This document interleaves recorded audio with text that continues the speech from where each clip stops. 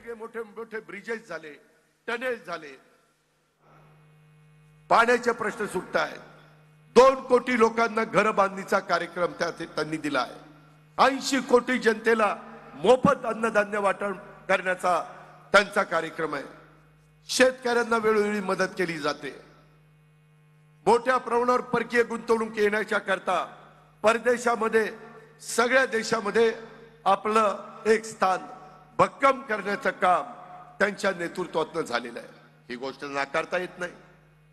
शेवटी जे झालंय ते मान्यच केलं पाहिजे आणि त्यांच्या विजनचा फायदा आपल्या महाराष्ट्राला करून घेतला पाहिजे, आपल्या देशाला करून घेतला पाहिजे.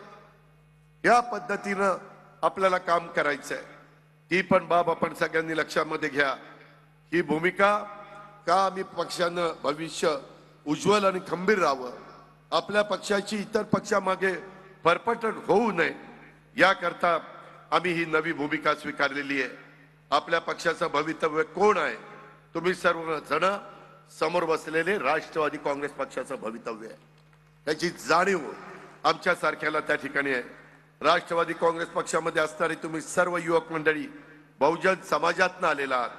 आपल्या पक्षाने कायम बहुजन समाजाच्या हिताचा विचार केलेला आहे, वंचितांच्या हिताचा विचार केलेला आहे, मागासवर्गीयांच्या अल्पसंख्याकांच्या हिताचा विचार केलेला आहे. मला तुम्हाला या निमित्तानं हेच सांगायचंय की बाबांनो, ह्याच्यामध्ये कुठल्याही परिस्थितीमध्ये आपण कमी पडता कामा नये. आज आपण सत्तेत सहभागी झालेलो आहेत. आपली पुन्हा पुन्हा मी सांगतो विचारधारा कायम आहे. हे जाणीवपूर्वक लोकांचा गैरसमज करण्याचा प्रयत्न करताय. काय आपण एकत्र काम केलं, काही जणांच्याकडं आपला डाटा आहे, त्याच्यामध्ये वेगवेगळे बूथ, त्यांची नावं आणि त्यांचे फोन आहेत. काही काहींनी 15-15, 10-10, 5-5 वर्ष कधी कुणाला फोन केला नाही, आता फोन करतात. काय कसं चाललंय? एवढी विचारपूस कधीच झाली नव्हती.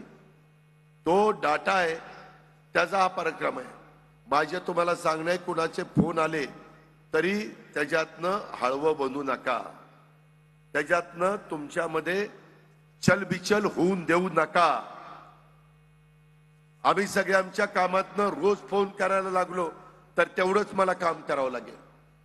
मी विकासाचं काम करून देईन. मी कुठलाही प्रश्न आणला तर त्याचा तिथं तुकडा पाडील, म्हणजे तुकडा पाडील म्हणजे काम करून देईल. नाहीतर म्हणायला ही तुकडाच पाडायला निघालाय, तसं नाही, काम करून देईल. मी काय, माझे सगळे सहकारी, त्याबद्दल आपण काळजी करू नका. पण आता एक नव्या विचारांनी आपण सगळेजण पुढे चाललोय.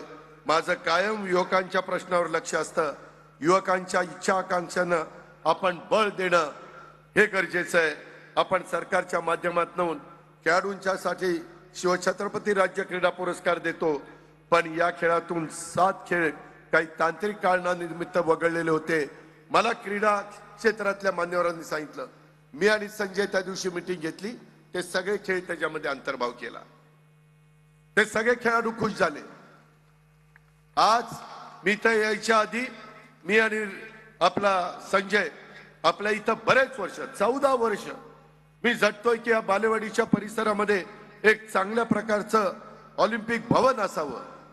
देशामध्ये अनेक राज्यामध्ये आहेत, हरियाणाला आहे, पंजाबला आहे. आज 14 वर्ष मी प्रयत्न करत होतो. शेवटी राष्ट्रवादी काँग्रेस पक्षाकडे ज्यावेळेस क्रीडा विभाग आला त्यावेळेस मी आणि संजयनी आज तिथं 72 कोटी रुपयाचं ऑलिम्पिक भवनचं भूमिपूजन केलंय. त्याच्यामध्ये 1.5 लाख स्क्वेअर फीट बांधकाम होणार आहे.